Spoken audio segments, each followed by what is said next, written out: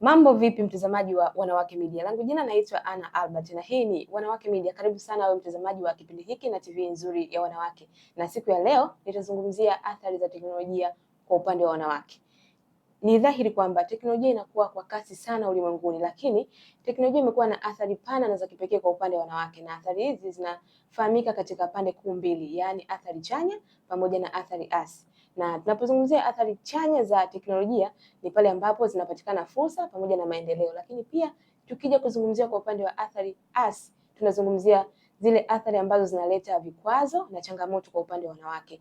Na tukirudi katika athari chanya kwa upande wa wanawake na hii teknolojia ni kwamba wanawake wamekuwa wakipata fursa mbalimbali kupitia mitandao ya kijamii kufanya biashara, wamekuwa wakiwezeshwa kiuchumi ama kujiwezesha kiuchumi kupitia mitandao ya kijamii ambayo inaendeshwa na teknolojia. Lakini tukirudi katika upande wa athari hasi za teknolojia kwa wanawake, wanawake wamekuwa wahanga wakubwa sana wa masuala ya teknolojia, yaani wamekuwa wakidhalilika kupitia mitandao ya kijamii ambayo inaendeshwa na teknolojia ulimwenguni. Je, leo nataka nikuachie swali wewe mtazamaji.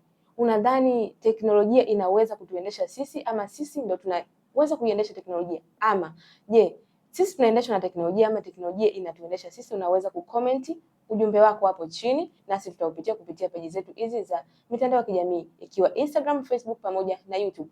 Tunapatikana kote kama Wanawake Media, kimbilio la wanawake. Nikukaribishe tena katika TV hii ya wanawake. Karibu sana mtazamaji. Langu jina naitwa Anna Albert. Tukutane wakati mwingine.